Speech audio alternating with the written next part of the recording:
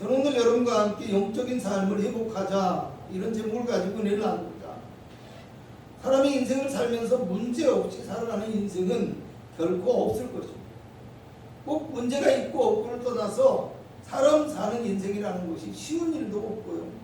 또 자신의 능력과 힘으로 안 되는 것이 얼마나 많은지 모릅니다. 오죽하면 찬송가 가사에 괴로운 인생길 가는 몸이라는 내용이 있겠습니다. 이렇게 가뜩이나 힘들고 괴로운 인생인데 만약에 문제까지 생긴다면 어떻겠습니까? 힘들고 괴로운 인생이 아프고 고통스러운 인생이 됩니다. 오늘 말씀의 제목이 영적인 삶을 회복하자.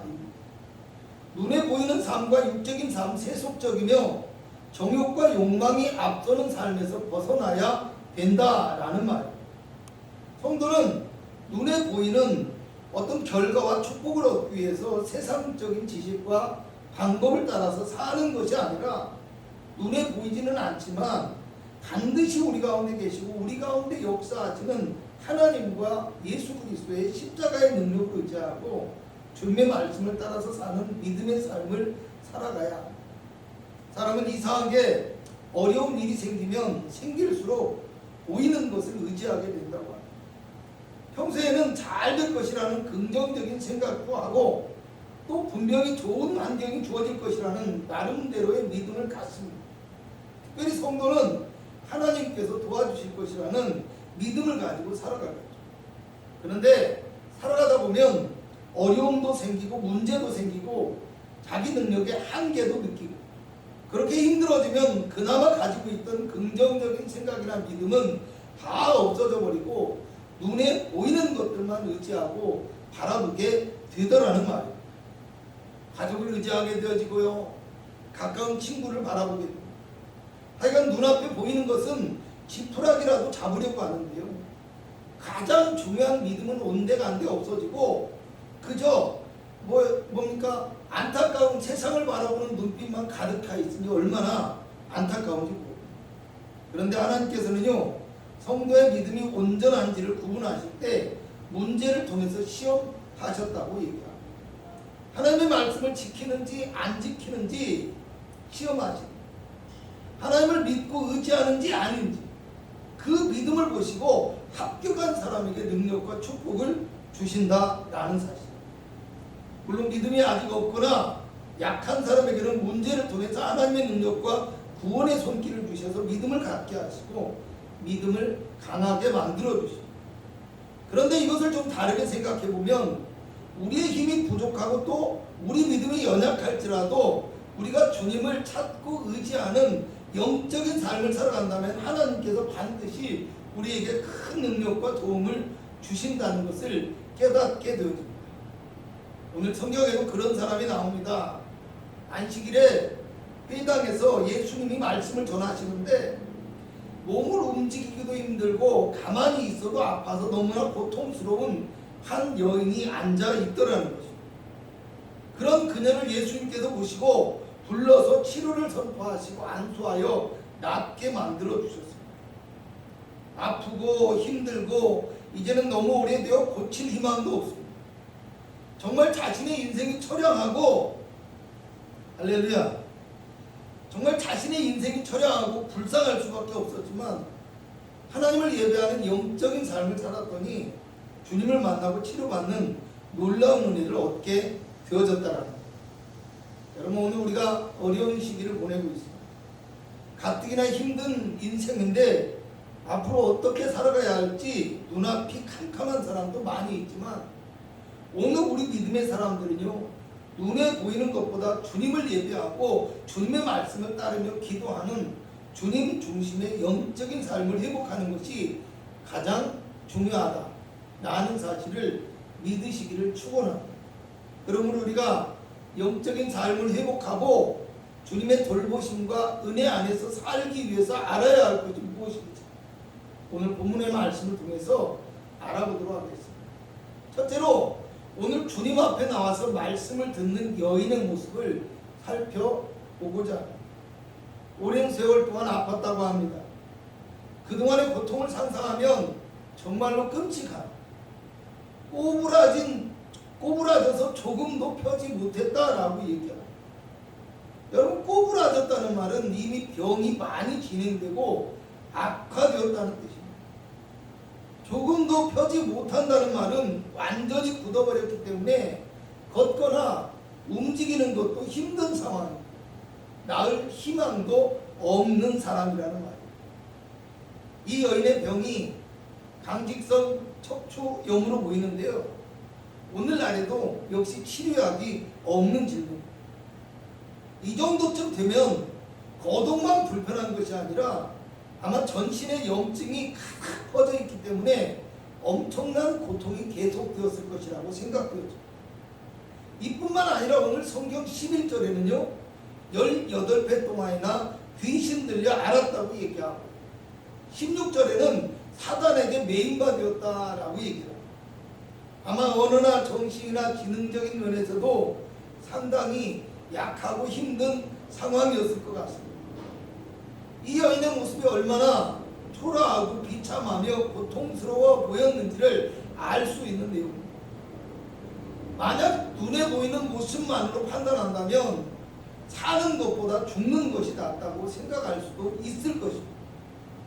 오늘 성경에 나오는 이 여인의 모습 정도는 아니어도 지금 우리의 모습, 우리의 삶이 사실은 초라하고 고통스럽고 정말 희망 없는 삶의 모습은 아닐까 생각해 보았습니다. 오늘 예수님이 이 여인을 보셨는데 불쌍해 보여서 그랬는지 아니면 이 여인의 마음에 믿음이 있었던 것인지 아니면 불타는 열정과 소망을 가지고 있었는지 오늘 성경은 이 여인을 예수님께서 이 여인을 바라보신 이유에 대해서는 전혀 말씀하지 않습니다. 예수님을 듣고 예수님의 소문을 듣고 찾아왔거나 아니면 가족들이 그를 데리고 올 때 따라왔을 거라고 추측할 수는 있어요. 여러분, 근데 단지 이 여인이 말씀을 전하는 자리에 있었고 예수님이 이 여인을 아브라함의 딸이라고 합니다. 결국 분명한 것은요, 그가 유대인이라는 것과 몸이 아파서 움직이는 것도 힘들지만 그럼에도 불구하고 안식일에 회당에 나와서 예배하고 있다는 것입니다. 이것이 진짜 신앙. 눈에 보이는 삶과 육신의 고통과 고난의 연속이지만 신앙과 믿음을 포기하지 않고요 예수님을 예배하기를 쉬지 않는 이 여인이야말로 육신은 비록 초라하지만 영이 살아있고 믿음이 살아있는 진정한 성도의 모습이라는 말입니다. 오늘 제가 말씀드리고 싶은 영적인 삶의 회복의 첫 번째가 바로 이것입니다.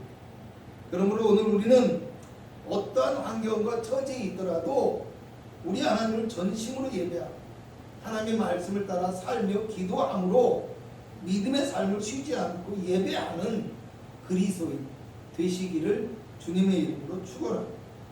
두 번째로 예수님께서 이 여인의 병을 고쳐주시는 모습을 살펴보고자 합니다. 물론 많은 사람들이 교회에 나오고 예배에 참석합니다. 그런데 사실은 주님을 바라보지 못하고 주님의 능력을 기대하지 않고 단지 예배만 참석하는 사람들이 있습니다. 오늘 예수님은 여인을 보시고 그를 부르셨다고 이야기합니다. 오늘 우리도 여인과 같이 예수님의 부르심을 듣고 예수님을 바라보는 성도가 되어야 함을 기억하시기 바랍니다. 그리고 예수님은 여인에게 네가 네 병에서 놓였다 말씀하시고 안수하셨더니 즉시 꼬부라진 몸이 펴졌고 그리고 완전히 나음을 얻어서 하나님께 영광을 돌렸다라고 얘기합니다. 놓였다라는 말은 자유하다, 구원받다, 해방되다 이런 뜻입니다. 사단에게 매여서 병에 걸려 고통하던 그를 예수님께서 사단의 권세에서 해방시켜 주시고 병에서 해방시켜 주셨다는 말입니다. 안수하셨다는 것은 사단을 물리치시고 귀신을 쫓으시고 병을 고치시는 예수님의 능력이 안수하심을 통하여서 여인에게 전달되었다는 것을 의미합니다. 성경을 보면 12해를 혈루증으로 앓던 여인이 예수님의 옷자락을 만지니까 예수님께로부터 능력이 나가서 혈루증이 나았다라고 이야기합니다. 꼬부라진 것이 펴지고 하나님께 영광을 돌렸다라는 것으로 봐서 그는 몸과 영혼이 다 회복되는 온전한 치유와 자유를 경험하게 되었던 것입니다. 오늘 우리 믿음의 사람들도 예수의 이름으로 기도하고 또 손을 얹고 기도할 때 그리스도의 능력이 임하고 귀신이 쫓겨가고 질병에서 해방되어지며 하나님의 기적이 나타날 것을 믿으시기 바랍니다. 오늘 우리가 예수님을 바라보고 예수님 앞에 나아갈 때 주님은 우리 영혼과 육체를 치료하시며 우리의 삶을 회복시키시고 문제를 해결해 주시고 해방과 자유를 주시는 능력의 하나님이심을 믿으시기를 축원합니다. 오늘 제가 말씀드리고 싶은 영적인 삶의 회복의 두 번째가 바로 이것이라는 겁니다. 그러므로 오늘 저와 여러분은 우리의 구원자 되시며 우리의 주가 되시는 예수님 앞에 나와서 예배할 때 죽은 자를 살리시며 없는 것도 있는 것 같이 부르시는 주님께서 우리를 절망과 고통에서 해방시켜 주심을 믿으시고 늘 주님을 바라보고 주님 앞에 나아감으로 자유함과 축복을 얻는 복된 인생이 되시기를 축원합니다. 세 번째로 안식일에 병을 고치는 것에 대해서 말씀하시는 모습을 살펴보고자 18배나 병으로 고통하던 여인이 고침을 받았습니다. 그것도 같은 민족이 또 가까운 이웃에 살던 사람이 나음을 얻었다라는 거예요. 함께 기뻐하고 하나님께 영광을 돌리는 사람들이 있었는가 하면요, 안식일에 병을 고쳤다고 분을 내고 반대하는 사람들이 있었던 것 같습니다. 15절을 보니까 예수님께서 그들에게 외식하는 자들이라고 말씀하십니다. 앞과 뒤가 다르다는 말이에요. 그들의 말과 행동이 다르다는 말입니다. 그들의 주장이 선하지 못하다는 말이에요.